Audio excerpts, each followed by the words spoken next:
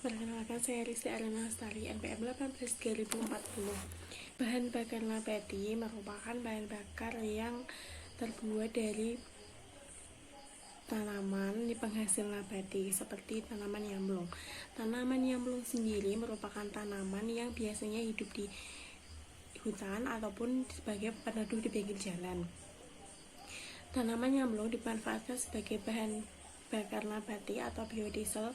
Yang dimanfaatkan adalah bijinya. Tanaman yamlung dapat dibudidayakan melalui biji dengan penyambungan pucuk dan dengan cangkok. Di sini dengan menggunakan biji dijemur selama 5-7 hari hingga biji itu berwarna kecoklatan. Setelah biji itu berwarna kecoklatan, biji dibuka atau dihancurkan kulit luarnya agar nanti saat berkecambah lebih mudah. Menghancurkannya tidak sampai bijinya sampai hanya kulitnya saja yang dihancurkan.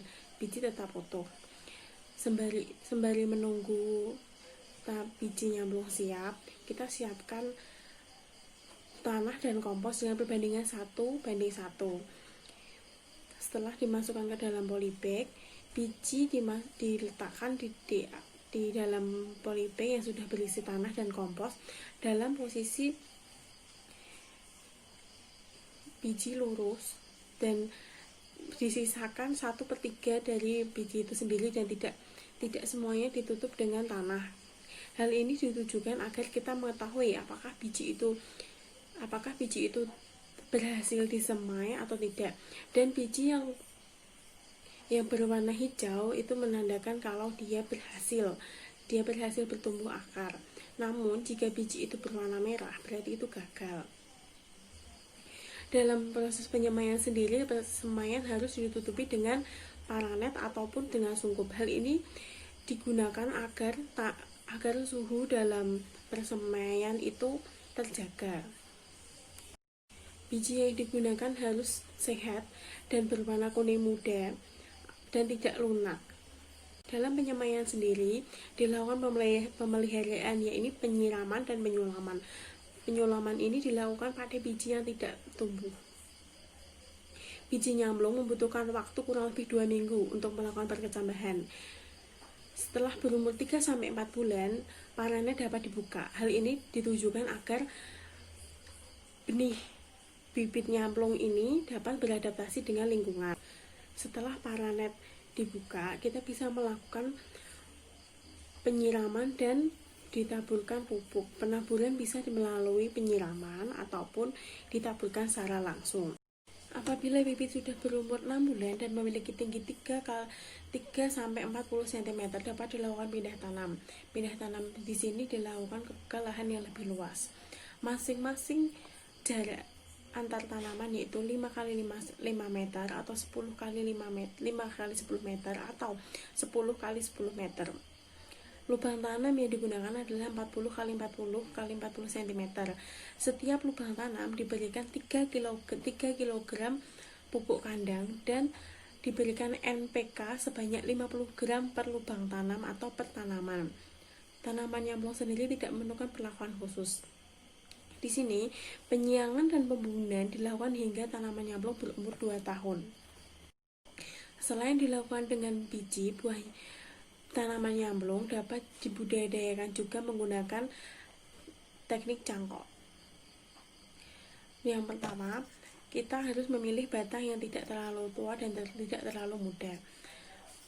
Penyayatan batang dikelupas sepanjang kira-kira 10 cm. Lalu diletakkan tanah yang sudah diberi kompos, diberikan ke lingkaran batang tersebut. Kemudian ditutup dengan plastik dan diikat dengan rafia. Ditunggu kira-kira selama 1-2 bulan.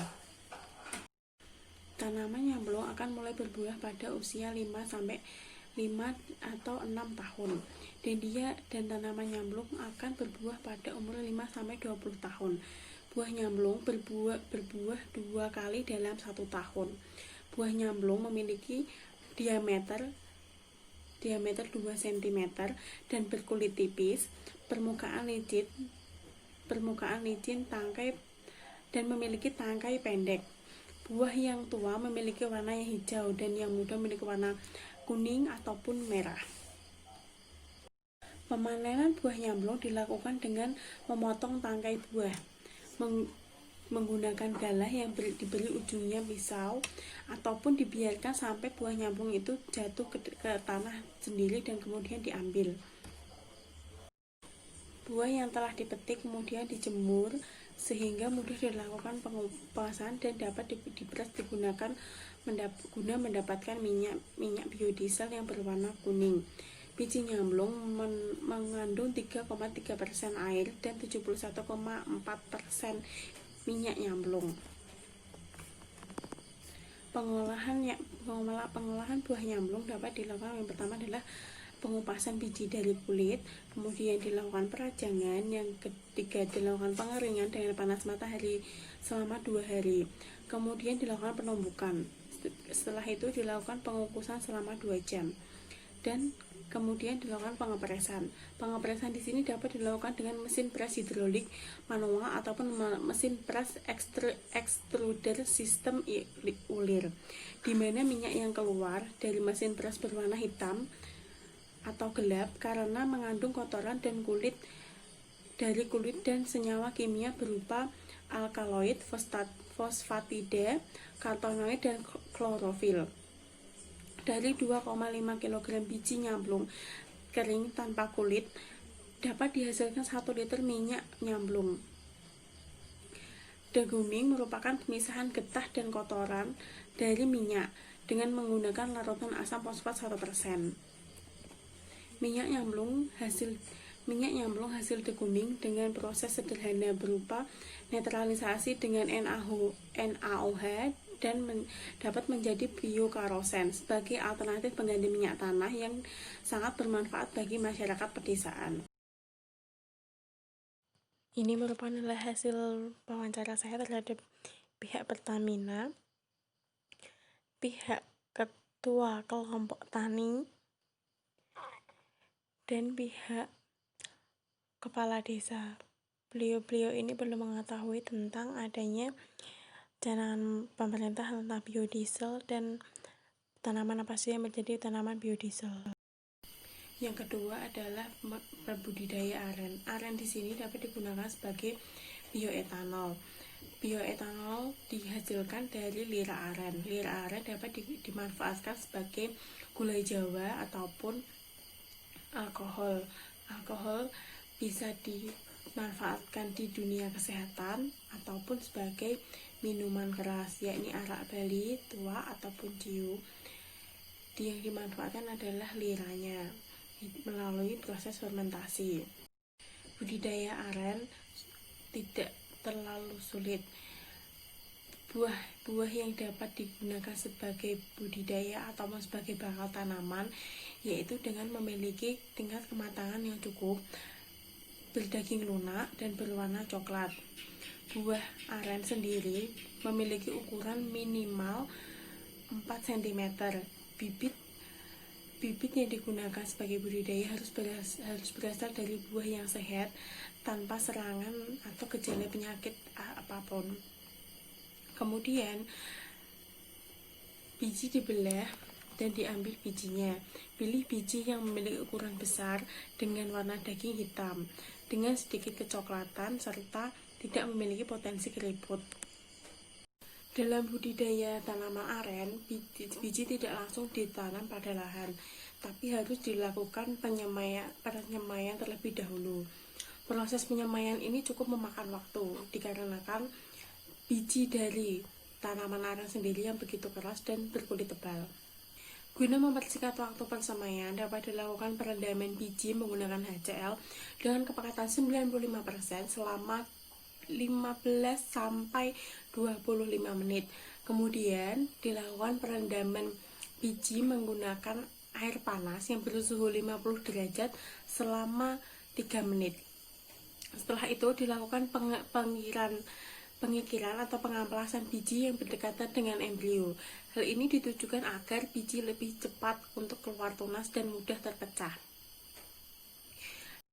Media yang digunakan dalam persemaian ini adalah tanah, pasir, dan kompos dengan perbandingan tanah 1, pasir 1, dan kompos 3 dengan menggunakan polybag berukuran 20 x 25 cm.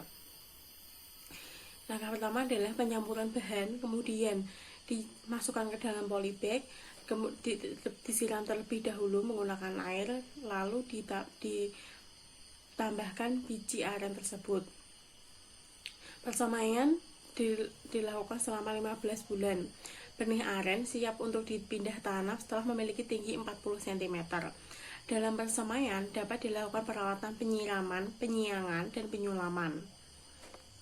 Setelah tanaman aren siap untuk dipindahkan ke lahan tanam, sebelum itu dilakukan pembersihan lahan, yaitu pembersihan dari tanaman pengganggu yang bisa jadi menjadi inang dari hama ataupun penyakit itu sendiri.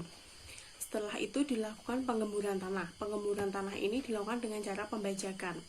Setelah lahan siap, dilakukan pembuatan lubang tanam dengan ukuran 30 x 30 x 30 cm dengan jarak tanam 5 x 5 meter. Setelah lubang tanam siap, lubang tanam diberikan pupuk kandang dan pupuk urea. Diamkan selama 3-5 hari. Setelah kurun waktu tersebut, baru tanaman aren dipindah ke lahan. Dalam pemindahan ini, setelah aren ditanam, kemudian tanaman aren diberi naungan agar tanaman aren tidak terpapar sinar matahari secara langsung. Saat tanaman aren sudah berumur 1-3 tahun, dilakukan pemupukan kembali, yaitu menggunakan urea, NPK, dan KCl. Pemberian pupuk ini dapat dilakukan dengan pemberian langsung pada tanaman itu sendiri. Sebelum dilakukan pemberian pupuk, sekitaran tanaman harus dibersihkan terlebih dahulu dan tanah digemburkan, yang disebut dengan pembumbunan. Penyiangan dapat dilakukan sebanyak 4 kali, yaitu pada tanaman yang sudah berumur 3-4 tahun. Dalam pemeliharaan tanaman aren dapat dilakukan pengendalian hama dan penyakit. Hama pada aren adalah badak kumbang, kumbang sagu, belalang, lebah, serta masih banyak lagi. Cara pengendalian hama ini dapat menggunakan zat kimia atau juga secara mekanis. Cara mekanis dengan cara memangkas batang pohon yang sudah terkontaminasi hama yang kemudian bagian tersebut dibakar. Sedangkan untuk metode zat kimia sendiri, cara penyemprotan zat pestisida pada tanaman untuk mencegah penyakit atau pada tanaman ini, maka bisa dilakukan penyemprotan fungisida pada tanaman aren itu sendiri dengan sesuai dosis dan ukuran yang sudah tercantum pada fungisida ataupun pestisida yang digunakan. Pemanenan nira aren dapat dilakukan menggunakan parang, pisau, bambu, ataupun jerigen ataupun ember. Sebelum nira dipanjat, terlebih dahulu disiapkan tangga yang digunakan untuk memanjat ke pohon arennya itu sendiri.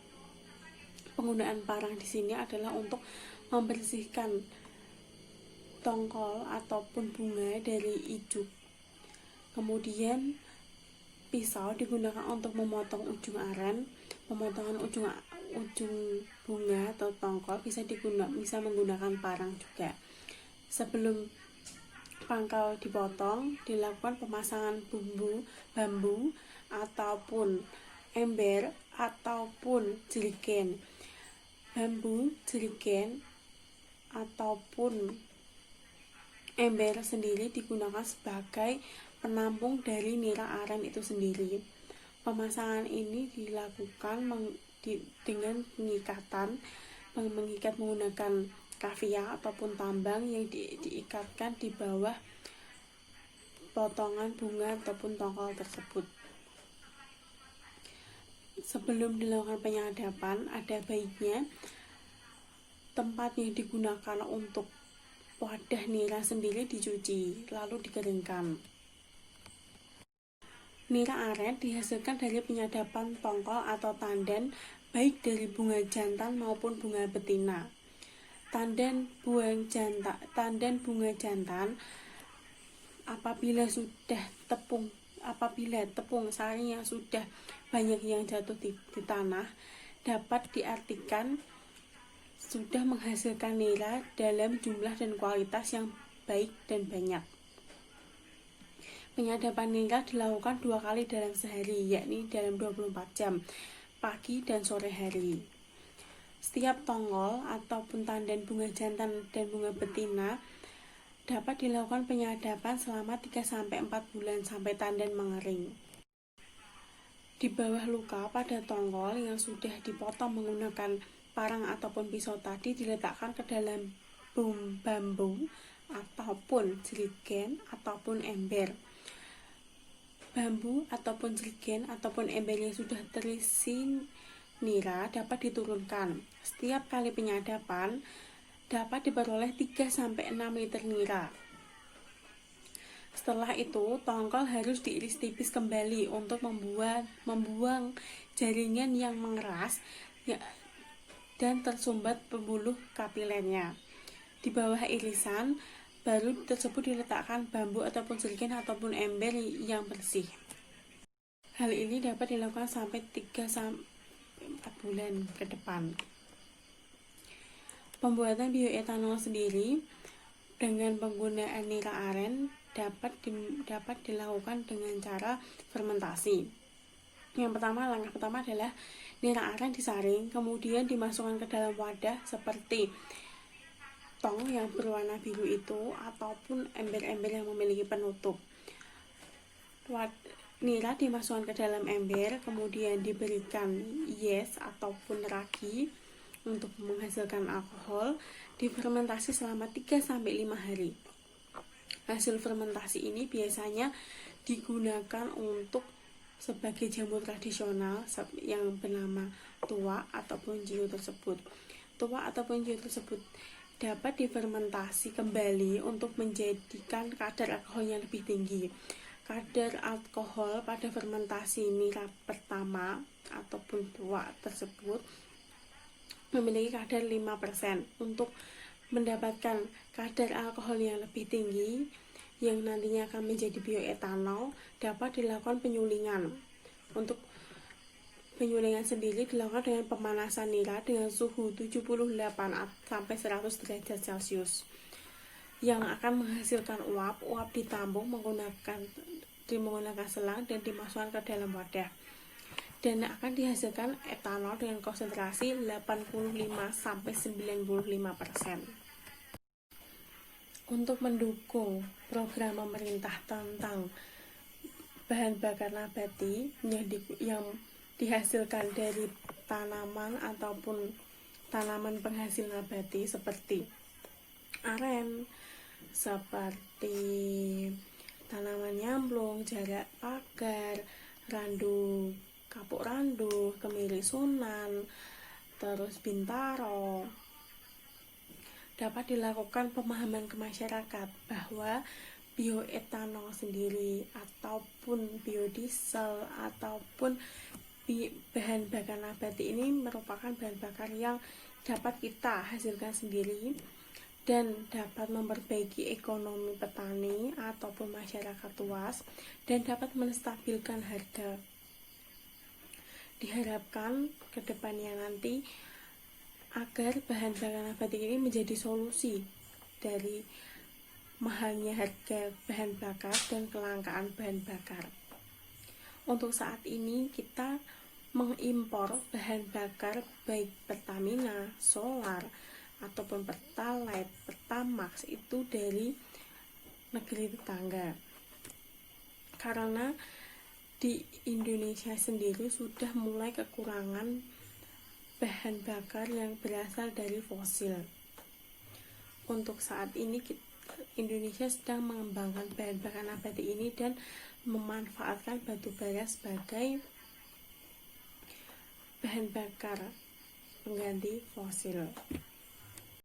Berdasarkan dari hasil wawancara saya terhadap pihak kepala desa, kelompok tani, dan pihak Pertamina serta pelaku usaha rumahan atau home industry pengolahan nira aren yang digunakan sebagai minuman tradisional, dapat disimpulkan bahwa mereka belum mengetahui tentang adanya program dari pemerintah tentang biodiesel dan bioetanol ini, dan mereka pun juga kurang mengetahui tentang tanaman apa saja yang dapat digunakan untuk biodiesel dan bioetanol. Di sini peran mahasiswa adalah untuk mengedukasi masyarakat tentang tanaman yang dapat digunakan sebagai biodiesel dan bioetanol, dan menerangkan kepada masyarakat ataupun memberi pemahaman kepada masyarakat bahwa biodiesel dan bioetanol ini lebih ramah lingkungan dan lebih baik untuk kesehatan, serta dapat meningkatkan penghasilan bagi petani ataupun pelaku usaha lainnya untuk menekan impor bahan bakar dari luar negeri, sehingga kita dapat mendapatkan harga bahan bakar lebih murah.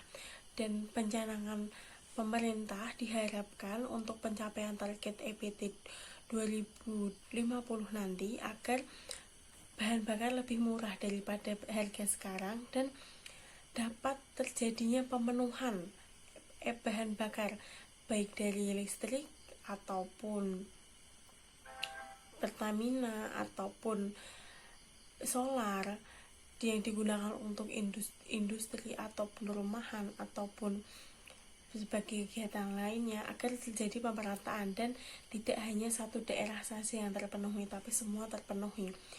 Penggunaan bahan bakar nabati ini dilakukan karena tidak semua daerah dapat terjangkau. Contohnya seperti listrik menggunakan tenaga air, tapi ada yang harus menggunakan panas matahari ataupun dari bahan bakar nabati yang lainnya.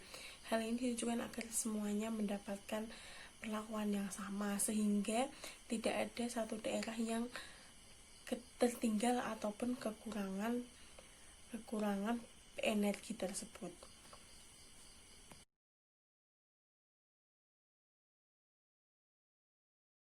Sekian pemaparan dari saya. Jika ada tutur kata ataupun materi yang kurang berkenan ataupun menurut teman-teman ataupun Bapak Ibu dosen, apabila ada yang salah ataupun kurang, saya minta maaf. Terima kasih. Assalamualaikum warahmatullahi wabarakatuh.